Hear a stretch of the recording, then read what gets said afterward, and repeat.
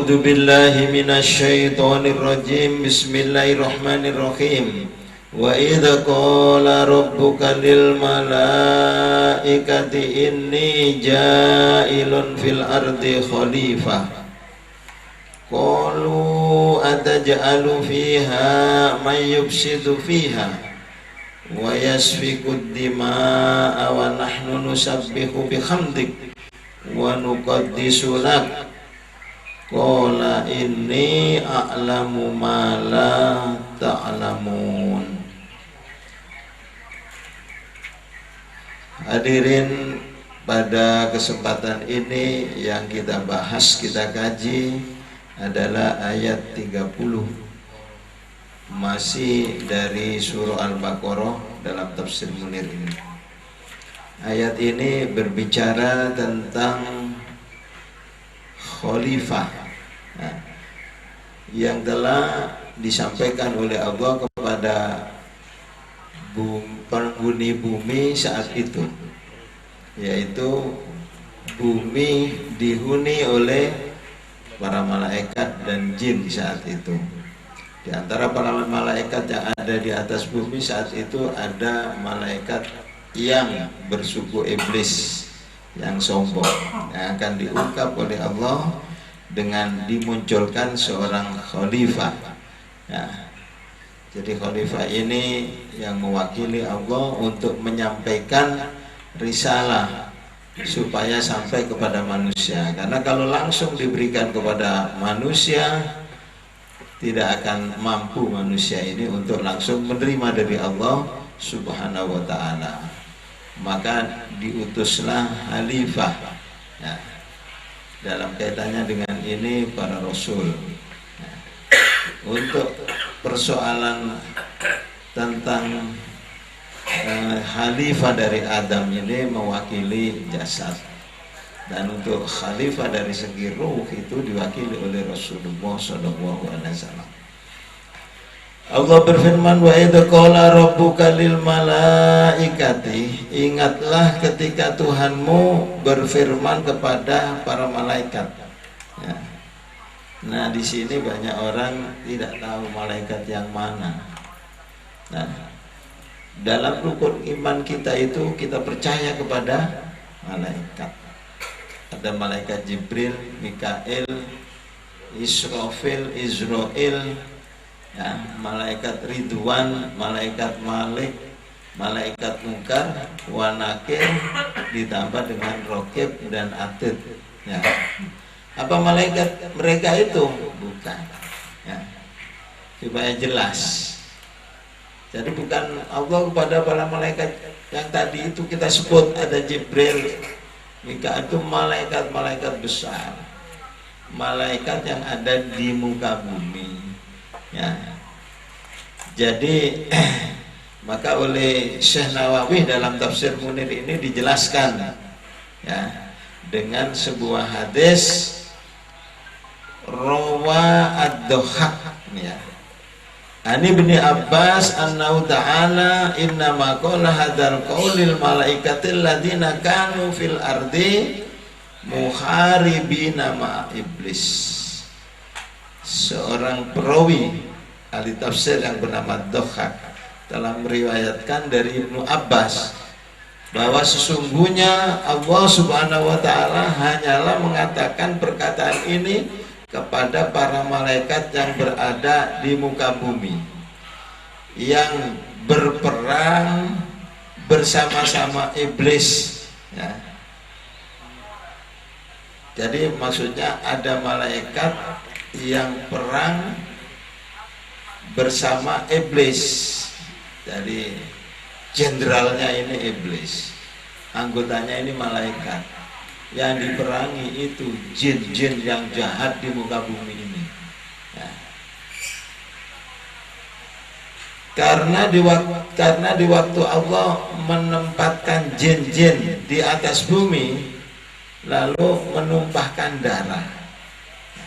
Di anna Allah ta'ala ma'askanal jin al-ardo fa'afsatu fiha wa safakud dima. Lalu bagaimana? Wa qatala ba'duhum ba'do ba'asabahu iblis fi jundin minal malaika. Nah, jadi ketika jin-jin menumpahkan darah, maka melakukan pembunuhan, Allah mengutus iblis dengan bala tentara para malaikat. Lalu iblis bersama bala tentaranya itu membunuh jin-jin itu.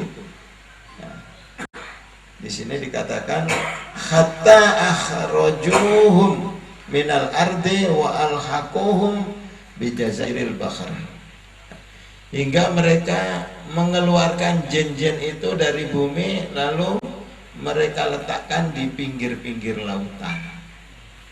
Jadi jin itu dulu sudah lama tinggal di bumi, sebelum Nabi Adam turun ke bumi, belum dilahirkan di bumi. Nah, jadi ini baru diumumkan oleh Allah. Nabi Adam belum muncul. Aku akan utus khalifah pengganti kalian yang sudah tidak bisa merawat bumi. Jadi jin-jin itu tidak bisa, tidak mampu. Jin itu jumlahnya 10 kali manusia jumlahnya. Ya. Ternyata bunuh-membunuh, merusak di muka bumi ini. Jadi jin itu sudah menempati bumi lebih dulu daripada Adam dan anak cucunya. Maka sering saya katakan, kita manusia anak cucu Adam ini penghuni bumi ini paling baru dan yang terakhir. Nah, kalau kita ditanya siapa sih yang menempati bumi yang paling baru dan yang terakhir, kita manusia. Jumlahnya cuma 10/10-nya jin. Maka jin itu lebih banyak, 10 kali lipat jumlah manusia. Nah, kalau manusianya sudah banyak kena virus corona pada mati, lebih sedikit lagi. Tapi kalkulasinya begitu, ya. Jadi maka ada jatah. Kalau manusia senang kawin dengan jin, ada jatah 10 jin untuk satu orang. Nah, lebih banyak lagi. Ya, padahal dalam syariat kita sudah dijatah 4. Betul. Ya. Kemudian siapa mereka ini sebetulnya, asal usulnya iblis atau malaikat yang sombong ini? Wa haula'i huzanul jinan anzalahumullahu minas sama ilal ardi litordil jin ilal jazair wal jibal wasakanul ardo. Nah, dan iblis-iblis itu adalah penjaga surga yang Allah turunkan dari langit ke permukaan bumi untuk mengusir jin-jin ke pinggir lautan dan ke gunung-gunung. Ya, maka hati-hati kalau ke pinggir gunung, lereng-lereng gunung ada orang kena jin dari hutan itu. Nah, ini asal usulnya, tahu sejarahnya. Ada orang jalan-jalan di pinggir laut, tahu-tahu kena jin digoda. Memang di situ tempat mereka tinggal, asal usulnya. Kalau sekarang ada orang ke pasar kena jin, nah itu jinnya memang pengen jajan di pasar. Jadi dia jalan-jalan ke pasar pengen belanja, akan begitu. Tapi asal usulnya tinggal di pinggir pantai. Maka jangan sekali-kali bikin pasar di pinggir pantai. Nanti begitu beli barang yang jualan jin. Bisa jadi begitu, karena ini asal usulnya. Ya. Jadi iblis tadi diturunkan oleh Allah dari surga. Ya, tadinya memang iblis itu penghuni surga. Itu iblis yang bersuku malaikat. Malaikat yang bersuku iblis. Jadi pemimpinnya malaikat. Untuk apa? Bertugas membersihkan bumi ini dari penghuninya jin saat itu. Kenapa harus dibersihkan? Karena mau turun khalifah kakek kita, Nabi Adam alaihissalam. Nah, ini sejarah. Ya. Fakhaffafa Allahu anhumul ibadata wa kana iblis ya'budu wa taratan fil ardi wa taratan fis sama wa taratan fil jannah fadakhalahul ujub wa qala fi nafsihi ma atani Allahu hadal mulka illa li anni akramul malaika. Nah, ini ya, sejarahnya ada orang malaikat yang sombong jadi iblis. Nah, malaikat sombong jadi iblis. Kalau manusia sombong, ya jadi iblis, pengikutnya. Begitu saja. Ya. Maka kesombongan itu tidak boleh ditiru oleh makhluk. Kesombongan itu hanya milik Allah. Al-Jabbar, Al-Qahhar, yang Maha Perkasa, Al-Aziz, itu hanya milik Allah. Ya. Jadi artinya iblis-iblis itu bertempat tinggal di bumi, lalu Allah SWT meringankan ibadah bagi mereka. Nah, jadi ini iblis yang menjadi jenderal-jenderalnya malaikat yang mau berperang dengan jin. Ya. Iblis itu beribadah kepada Allah terkadang di bumi. Jadi kadang-kadang sholat duhur asarnya di bumi. Terkadang di langit. Kalau sholat maghrib bisa ada di langit, kan hebat. Kenapa? Karena malaikat yang bersuku iblis itu namanya Ajazil. Saya Nawawi tidak menyebutkan di sini. Dalam kitab tafsir lain Ibnu Katsir disebutkan namanya Ajazil. Malaikat super, ada sayapnya. Dia kalau terbang bukan hanya sekedar seperti pesawat, wah, dengan sayap kecepatannya yang luar biasa. Jadi 1 jam 1 detik bisa sekian mil. Nah, maka mereka ini mau sholat duhur di bumi, sholat asar di langit. Nah, bahkan di langit terkadang pula di surga. Kalau sholat subuh di surga. Watarotan fil jannah. Jadi mereka terkadang sholat subuhnya itu di surga. Nah, kalau kita kan tidak. Sholat maghrib, isya, subuh, ya di Pamulang. Ini bukan hanya sekedar di bumi, di langit, di surga. Kenapa? Karena mereka ini makhluk super. Nah, dikasih sayap oleh Allah. Sudah malaikat ada sayapnya lagi. Terbangnya luar biasa. Ya. Kenapa luar biasa? Ya, sayapnya itu bikinan Allah. Kalau pesawat kayak apa biayanya, berapa triliun bikinan manusia, tidak seperti ini. Kagak ada yang bisa meluncur ke surga. Katakanlah 10 negara bikin pesawat satu yang sayapnya hebat, nggak ada yang bisa menembus langit. Nah, apalagi ke surga. Nah, kalau ini langsung ke surga. Nah, maka dengan pemberian ini fadakhalahul ujub. Nah, fadakhalahul ujub. Ya. Lalu masuklah sifat sombong pada diri mereka itu. Ujub itu menyombongkan diri kepada Allah, di hadapan Allah, membanggakan diri di hadapan Allah. Nah, kalau orang membanggakan diri di hadapan makhluk sesama manusia, itu namanya riya. Ya, bukan ujub. Ya. Jadi bangga siapa yang bisa hafal Quran. Kalau tidak saya, tapi nggak ada orang ngomong kita ini makhluk paling hebat, kata mereka. Tidak ada Allah menciptakan makhluk sehebat kita. Tidak ada manusia.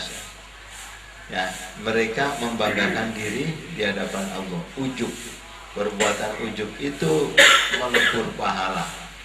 Ya, menentang kebenaran. Ya. Fadakhalahul ujub wa qala fi nafsihi ma a'tani Allahu hadzal mulka illa bi anni akramul malaika. Nah, ini sampai mereka mengatakan, meyakini dengan kata-kata Allah tidak memberikan kerajaan ini kepadaku hanya karena aku adalah malaikat yang paling mulia di sisi Allah. Nah, jadi ini namanya ujub. Maka dijatuhkan oleh Allah ke muka bumi, dijatuhkan nanti ke dalam neraka karena kesombongan.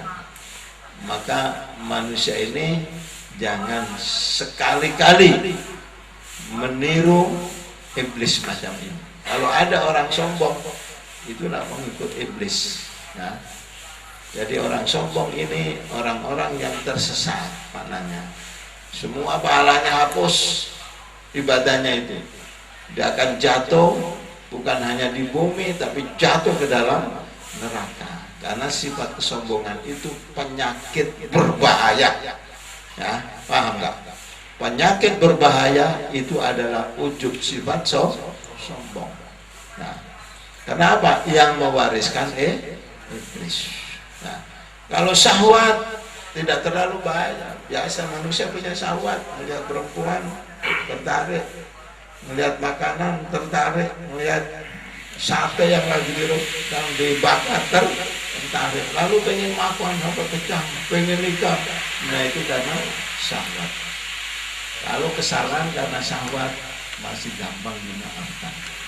Kalau kesalahan karena kesombongan, karena warisan iblis, itu sulit untuk dimaafkan, ya, maka berbahaya. Sehingga faqala ta'ala lahu walijundi, lalu Allah subhanahu wa ta'ala berfirman kepadanya dan bala tentaranya. Jadi iblis ini jenderal-jenderalnya, ya. Di belakangnya itu para malaikat. Nah, inilah yang diajak bicara oleh Allah dengan ayat 30 ini. Kata Allah, inni ja'ilun fil ardi khalifah. Diberitakan, ya, inni ja'ilun fil ardi khalifah. Kata Allah, sesungguhnya aku hendak menjadikan seorang khalifah di muka bumi. Artinya apa? Pengganti kalian. Akan ada yang mewakili aku, bukan kalian. Kalian nanti jadi pembantunya. Nah, para malaikat itu kan jadi pembantu, utusan itu kan pembantu. Kalau Pak Sunarto ini punya pembantu, kan diutus setiap hari, kamu pergi sono, kamu pergi sana, kan begitu. Lalu apa yang diterima? Kan digaji aja. Lalu membantu. Kalau membantu Allah dikasih pahala, kalau benar melaksanakannya. Betul nggak? Jadi sesungguhnya aku hendak menjadikan seorang khalifah di muka bumi. Ketika berita ini disampaikan, apa yang terjadi? Ai badalan minkum wa rafi'akum ilayya fakarihu dzalika li'annahum kanu ahwanal malaikah. Artinya sebagai pengganti dari kamu. Nah, di muka bumi ini, Adam itu nanti. Dan pula yang melaporkan kamu kepadaku, maka mereka membenci, nggak senang. Wah, ada yang ganti kita, hasut mereka, maunya menghalang-halangi. Maka di dalam tafsir ini juga disebutkan, di dalam belum kita pelajari. Ketika boneka Adam itu kan dibikin dari 60 adonan tanah, 60 tempat dijadikan satu, diadoni. Jadi 60 tempat. Maka sekarang menjadi karakter anak cucunya. Karakter manusia ini kalau dipelajari ada 60 macam karakter. Nah, setelah jadi boneka, si iblis ini keluar masuk hidung, keluar pantat, sudah diganggu. Padahal kakek kita belum dapat nyawa, belum ditiupkan nyawa oleh Allah. Ruhnya belum ditiup, sudah diganggu. Karena mereka tahu ini nanti yang akan jadi khalifah. Dilihat masih boneka, ya, mereka nggak senang. Karena tadi sudah ada berita akan turun ini dan anak cucunya. Ya. Maka di sini disebutkan mereka tidak senang, membenci hal itu. Karena mereka adalah yang paling ringan ibadahnya daripada para malaikat. Iblis-iblis tadi itu, malaikat Ajazil, ya, kalau ditanya, nah, karena kita sudah belajar, kalau sudah belajar kan tahu siapa ini malaikat ini. Ini malaikat super, namanya malaikat Ajazil, yang sombong, yang ujub pekerjaannya. Tidak ada makhluk memang yang bisa sholat duhur asar di bumi, sholat maghrib isya di langit, sholat subuh di surga, hanya mereka ini. Tapi ternyata tidak kuat, mereka ujub, sombong. Nah, kenikmatan semacam itu kan super. Kalau kita cari juga orang susah. Siapa sih orang bisa sholat zuhur di bumi, sholat maghrib isya di langit, masuk langit aja nggak bisa. Nah, sholat subuhnya di surga. Akhirnya mereka sombong. Ya. Lah yang dimaksud khalifah wal muradu bihi Adam alaihissalam. Adapun yang dimaksudkan dengan khalifah ialah Adam alaihissalam, kakek kita itu manusia yang disampaikan oleh Allah beritanya pada ayat ini. Ya. Ketika berita ini nyampe kepada mereka, apa jawab mereka ini? Ya, makhluk yang super, iblis dan bala tentaranya. Kalau jin-jin kan sudah diusir oleh mereka, sudah dipinggir-pinggirin, harus dibersihkan karena mau datang khalifah. Nah itulah sunnatullah. Nah kayak di Mekah itulah, kalau kita haji, selesai haji dibersihkan, tanah suci itu dibersihkan. Kenapa? Ya habis dipakai 40 hari dibersihkan, lalu akan datang orang-orang umroh. Yang tugas membersihkan pemerintah Saudi, kelambu pun diganti. Biar mahal diganti, malah jadi berebut orang. Jadi sobek-sobek dibagi-bagi, diganti baru. Berapa miliar gitu. Ya, selendangnya yang kuning itu aja miliaran. Ya, dengan tulisan La ilaha illallah Muhammadur Rasulullah. Ya. La ilaha illallah al-malikul hakul mubin Muhammadur Rasulullah shadiqul wa'dil amin. Ya, itu tulisan yang melingkar di Ka'bah. Jadi mereka berkatanya iktiksyafan khafiyah alaihi minal hikmah la i'tiradun ala wa ta'ala wa la ta'nan fi bani adam ala tariqil hibah. Ya. Jadi mereka berkatanya karena memang tidak tahu, masih remang-remang. Kenapa masih remang-remang? Karena belum dikasih tahu oleh Allah secara jelas. Hanya Allah menyampaikan, saya akan turunkan khalifah. Udah ribut mereka, kebakaran. Ya. Untuk mengungkapkan faedah yang masih samar bagi para malaikat itu. Tadinya malaikat itu melihat apa yang seperti kemarin ya, yang kita usiri itu khalifah. Belum dikasih tahu oleh Allah. Maka masih samar-samar. Ya. Bukan untuk menentang kepada Allah. Mereka tidak berani menentang Allah, karena mereka mengerti bahwa Allah itu Tuhan yang menciptakan segalanya. Ya. Dan bukan pula untuk menusuk anak cucu Adam dengan cara gunjingan. Ya. Jadi malaikat itu tidak menuduh, waduh Adam itu yang akan turun, akan bunuh-bunuh, tidak. Mereka karena masih bodoh. Nah disinilah bahaya kebodohan itu. Nah, maka kalau kita ditanya dalam agama, apa sih penyakit paling bahaya buat manusia itu? Jawabnya cuma satu, bodoh tentang agama. Nah, dengan kebodohan tentang agama tidak akan muncul kebaikan.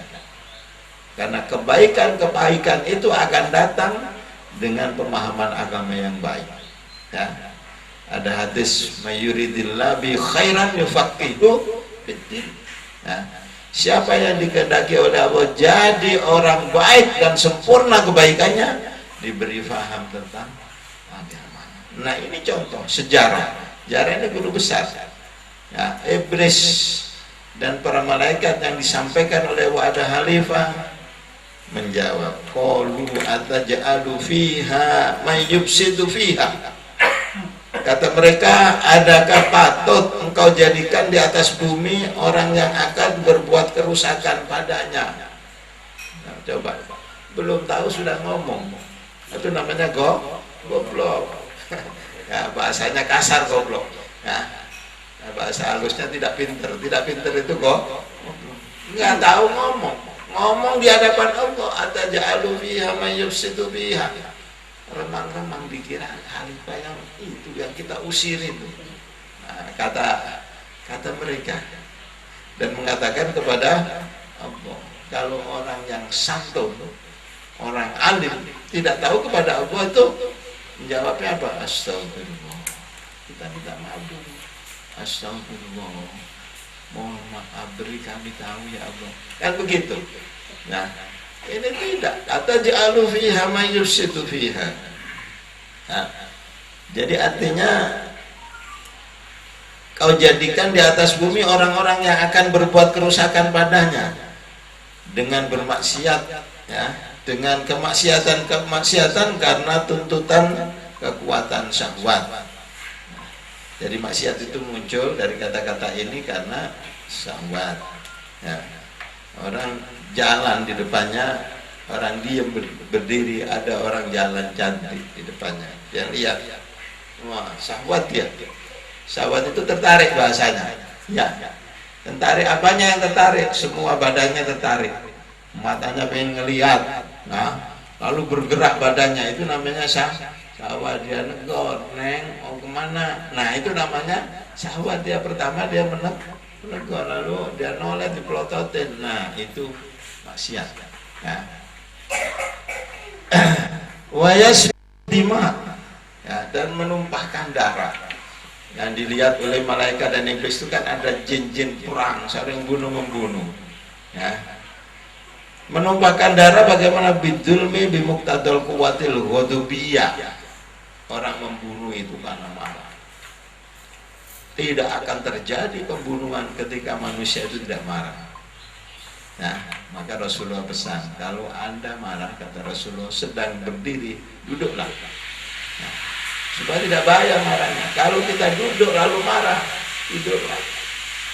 Nah, tidur. Kalau sudah tidur, mana bisa marah? Mau ngambil pisau, tidak bisa. Nah, tapi kalau orang duduk, marah, berdiri, oh jadi. Apa yang dicari? Pisau, bunuh orang. Nah ini namanya wayasfiku dima, terjadi pertumpahan. Nah, kalau punya senjata, ya senjata yang diambil. Faghafalu an muqtadu quwwatil aqliyah lati biha yahsulul kamal wal fadl. Jadi para ahli tafsir semuanya berkomentar demikian. Jadi ketika orang ini marah, lupa, akalnya itu kalah. Nah, emosi itu akal tidak berfungsi. Di saat orang ini emosi, maka menjadi hakim tidak boleh emosi. Ya, kalau pengen ketukan hakim itu tidak sah, ludahin. Nah, jadi kalau mau ngetok palu, ludahin dia. Kalau dia marah, nggak sah itu. Nggak boleh. Jadi kalau jadi hakim, jangan sekali-kali emosi. Biar diludahin 100 kali oleh orang yang mau divonis, jangan marah. Kalau dia ngamuk, vonisnya 2 tahun jadi 10 tahun. Betul nggak? Ya begitu, karena emosinya yang 8 tahun itu. Jadi berubah, tulisannya 2 tahun tapi jadinya 10 tahun gara-gara emosi. Nah, emosi itu akalnya tidak berfungsi. Padahal akal itu kalau diikuti di sini bisa menghasilkan kesempurnaan hidup dan keutamaan. Orang itu akan menjadi seorang yang berprestasi tinggi dan sempurna hidupnya manakala mengikuti akal. Kalau mengikuti emosi, mengikuti nafsu. Nafsu contohnya binatang. Nah, jadi binatang itu nafsunya gede. Semakin binatang itu nafsunya gede, binatang itu rendah hidupnya, tidak bisa terbang. Nah, coba lihat itu binatang-binatang yang melata di muka bumi tiap hari makan, mulutnya tidak pernah berhenti kalau sudah merem matanya. Contohnya apa? Gajah. Gajah itu kalau jalan makan terus. Nah, jadi makan terus, berhentinya kapan makan? Kalau sudah merem tidur. Maka gajah itu hidupnya dinaiki orang terus. Begitu, nggak pernah naik, akan begitu. Itu karena tidak ada akalnya. Kata mereka, wa nahnu nusabbihu bihamdik wa nuqaddisu lak. Padahal kami senantiasa bertasbih. Jadi mereka ini bangga dengan tasbihnya. Jangan sekali-kali kita ini masuk zikir lalu kita bangga dengan zikir kita. Salah, ya. Jangan bangga. Justru zikir itu dengan semakin banyak bertasbih, berzikir, dia harus bertambah merasa lemah, merasa rendah di hadapan Allah ini. Kalau manusia ini sudah merasa rendah, lemah di hadapan Allah, diangkat oleh Allah. Ya. Maka yang dimaksud nusabbih ay nunazzih, jadi nunazzihuka an kulli ma la yaliqu bi sya'nika multabisin. Jadi kalau kita bertasbih itu maknanya mensucikan Allah, mensucikan engkau dari segala sesuatu yang tidak pantas padamu. Jadi subhanallah itu artinya bertasbih. Kenapa itu kita baca? Banyak orang yang mengotori Allah. Allah dikatakan Tuhan Bapa. Jadi kalau Allah dikatakan Tuhan Bapa, ada Tuhan Emak. Ya, kalau sudah ada Tuhan Emak, berhubungan keluar darah-darahnya, keluar air kencing, keluar sperma, masa Tuhan itu kotor begitu? Ya, Tuhan tidak seperti manusia yang kotor itu, salah.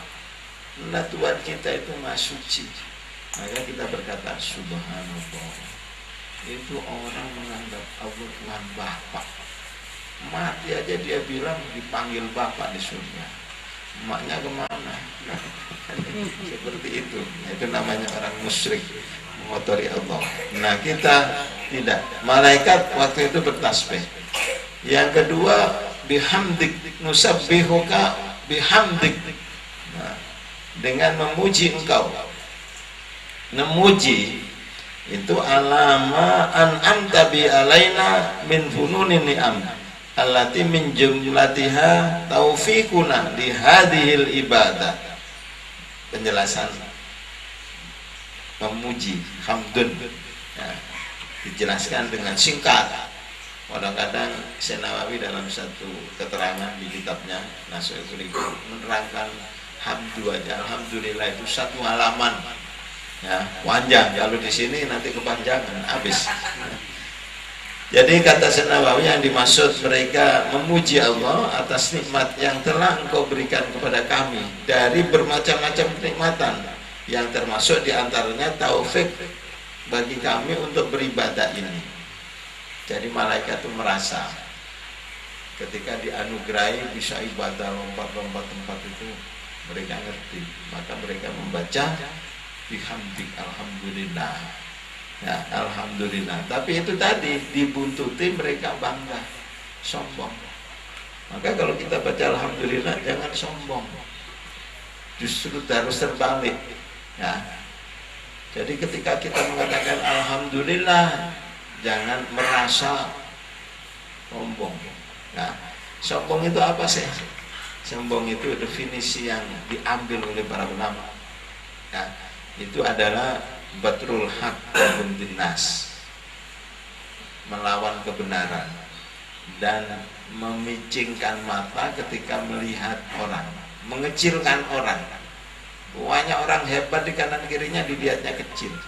Ah, itu mah kecil, matanya dipicingkan. Enggak ngelihat itu kenikmatan yang Allah anugerahkan kepada manusia, tetangganya, temannya banyak, tapi dia bilang kecil, masih hebat kita. Itu sombong. Dan batrul haq, melawan kebenaran, kebenaran dari Allah. Suruh salat, gak mau salat. Mereka mengatakan kami tidak perlu sholat, tidak perlu berdoa. Nah, kami dikasih oleh Allah. Coba itu orang-orang jungkir balik, berdoa, beristighfar, kumpulin harta macam-macam, tidak diberi oleh Allah. Kita tidak apa-apa diberi. Sombong. Yang nyuruh berdoa itu Allah. Ud'uni astajib. Yang nyuruh sholat itu Allah. Betul nggak? Yang nyuruh bersedekah itu Allah. Yang menyuruh merendahkan diri itu Allah. Jadi ibadah itu tidak diterima oleh Allah tanpa mengikutkan tadarruk, khudu', tawadu, dan khusyuk. Ada 4 ini. Kalau orang ibadah tidak mengikutkan 4 sifat ini, sombong. Tidak akan terjadi ibadah itu. Kalau dia ibadah terjadi tidak mengikutkan 4 ini, ibadahnya salah. Pertama, tawadu. Tawadu itu kan merendahkan diri, sopan. ada aturannya ibadah. Aturan itulah sopan, ya. Ada khudu, nunduk, tadarruk, nunduk banget, ya.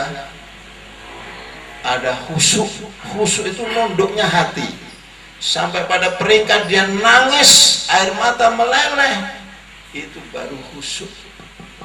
Maka kalau ada orang bilang saya kok nggak bisa khusyuk ya, nah matanya nggak pernah nangis. Ada orang doa nangis jerit-jerit, itulah suara hatinya khusyuk, keluarlah air mata. Doa yang begitu itu didengar oleh Allah. Orang sholat yang khusyuk itu diterima oleh Allah. Nah, ada orang sholat matanya bukan keluar, malah ketawa-ketawa sholatnya. Kenapa? Wah, karena sholatnya di masjid yang hebat, baunya harum, ketawa-tawa. Hatinya bangga. Sholat kok hatinya bangga, ketawa-ketawa, ulang cerita-cerita, riak. Enggak begitu. Waktu sholat nangis, ya, nangis hatinya itu khusyuk namanya. Jadi ibadah itu jangan lupa ada tawadhu, ya, ada khudu, ada tadarruk, dan itu dilakukan oleh para nabi, terutama nabi kita. Nah, ketika nabi dipanggil oleh Allah, siapa kamu Muhammad? Jawabnya apa? Saya orang fakir.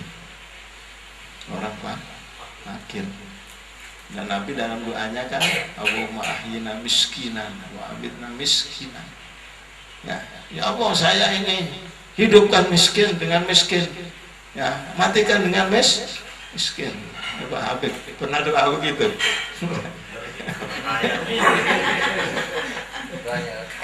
Jangan takut kalau Allah sudah jadikan dia kaya, biar doanya minta jadi orang miskin tetap dikasih kaya. Kaya jiwa. Jadi kaya jiwanya besar, walaupun hartanya pas-pasan. Banyak orang kaya, jiwanya miskin. Ada nggak? Jadi seperti itu. Ya. Jadi kalau kita membaca Alhamdulillah bukan untuk sombong. Nggak ada aturan. Aturan tadi itu tawadhu. Ya. Maka Nabi juga mengatakan siapa yang berdoa didahului Alhamdulillah 3 kali dikabul oleh Allah. Kan didahului tawadhu. Nah, tawadhu itu ngerti. Dia memuji kepada Allah. Memang hanya Allah yang berhak dipuji. Manusia tidak ada yang berhak dipuji. Apanya yang dipuji manusia? Tiap hari jalan bawa kotoran. Nah, manusia itu kalau matanya merem buka keluar tai mata. Ya. Betul nggak?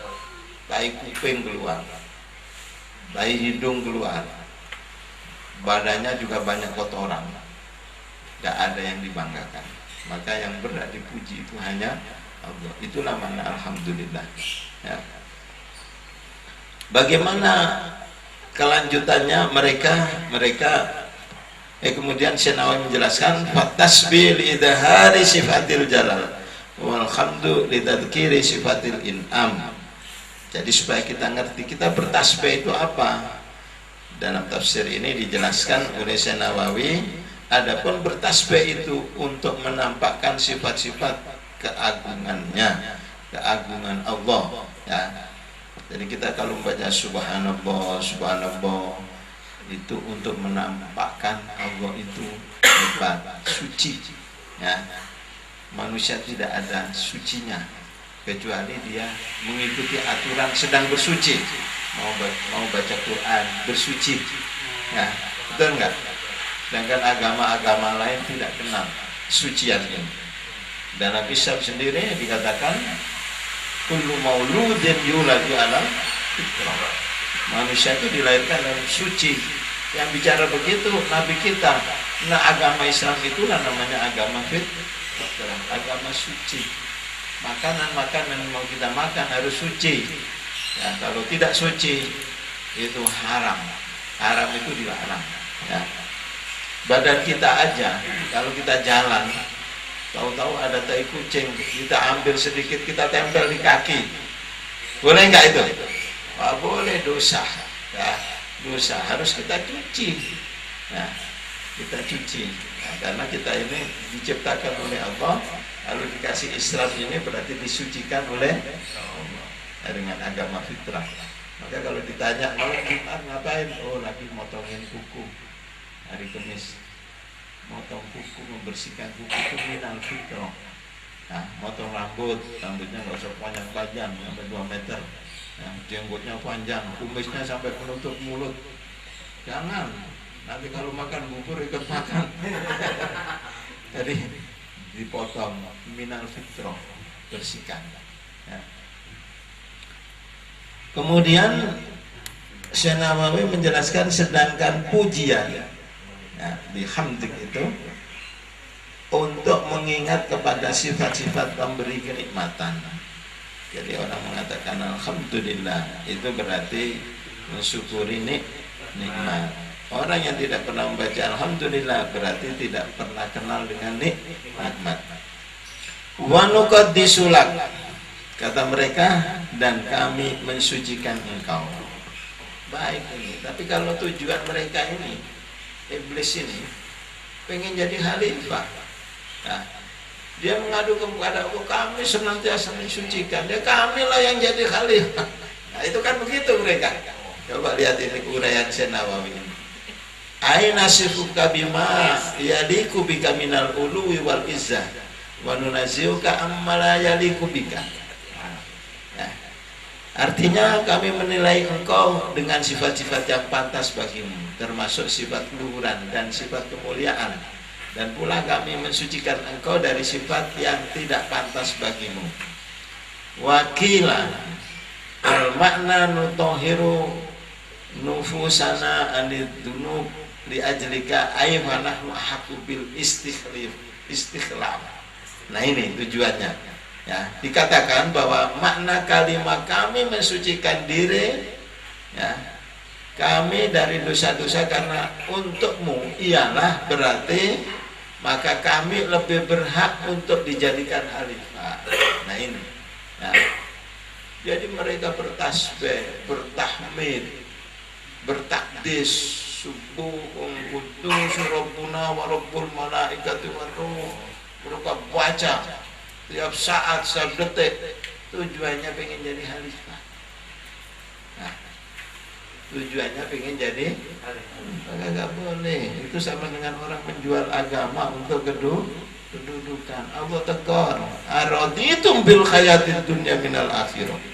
Torido, nah, menjual akhiratmu kau jual dengan dunia. Nah, itu teguran Allah kepada orang yang menjual belikan akhirat dengan dunia. Akhiratnya ini dikubur, diganti kehidupan dunia. Di akhirat sudah tidak ada rumah lagi, dibakar rumahnya oleh Allah. Ya, dibakarnya di mana? Ya di neraka. Iblis ini. Ya. Naudzubillah. Ya.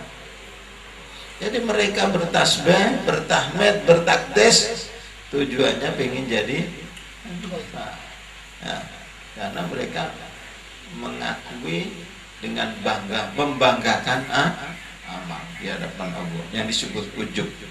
Nah, apa jawab Allah kepada mereka ini? Qala inni a'lamu ma la ta'lamun, kata Allah. Allah Subhanahu wa ta'ala berfirman, sesungguhnya aku mengetahui apa yang tidak kamu ketahui. Apa yang tidak diketahui tadi? Min maslahat istikhlaf Adam alaihissalam, tentang kemaslahan menjadikan Adam alaihissalam sebagai khalifah. Oh, khalifah belum turun, baru diumumkan, sudah dilawan oleh mereka seolah-olah mereka yang berhak. Nah kan begitu, padahal Allah yang lebih tahu. Maka tegas Allah jawab, inni a'lamu ma la ta'lamun. Nah, maka Allah mengendalikan alamnya ini pertama dengan kudrat, yang kedua dengan iradat, yang ketiga dengan ilmu. Jadi Allah sebelum menjadikan Nabi Adam, Allah tahu apa yang harus dibikin. Allah tahu perjalanan Adam. Allah tahu jumlah anak cucu Adam. Nah, jadi Nabi Adam ini wafat sudah mempunyai 100.000 anak cucu. Dia tahu, kenal anak cucunya. Nah, kalau teman kita ini Pak Imam punya anak cucu 100, meninggal ada yang kagak hafal itu namanya. Ada teman punya istri lebih dari 4, anaknya 25 lebih sekarang. Itu kagak kenal itu. Kadang-kadang dengan anaknya itu kagak kenal. Ketemu orang, kamu anaknya siapa? Anaknya ini. Bin disebut bapaknya. Loh, anak saya. Ini bahayanya kadang orang punya anak banyak. Nah, tidak kenal sama anaknya, lupa. Nah, Nabi Adam itu kenal sama anak cucunya dan kenal nama-namanya. Padahal anaknya tidak hanya lahir di surga. Lahir di surga satu pasang, lahir di dunia satu pasang, nanti diseling. Dan lahir kembar itu, yang satu cantik, yang satu jelek. Cara menikahkan, yang jelek dikawinkan dengan yang cantik dikawinkan dengan yang jelek. Maka terjadi tidak terima itu, terjadilah pembunuhan Qabil dan Habil gara-gara itu, Qabil dan Habil itu. Ya. Jadi khilafah ini kakek kita yang akan lahir dan akan dibahas ya pada ayat-ayat berikutnya insyaallah. Demikianlah kajian kita pada pagi ini, mudah-mudahan bermanfaat bagi kita seluruhnya, termasuk umat Islam yang ada khususnya di negara kita, yang akhirnya dimunculkan oleh Allah orang-orang beriman dengan sopan dan tawadhu, khusyuk, diterima oleh Allah ibadahnya. Amin ya rabbal alamin. Kurang lebihnya mohon maaf. Wallahul muwaffiq ila aqwamit thoriq. Wassalamualaikum warahmatullahi wabarakatuh. Waalaikumsalam.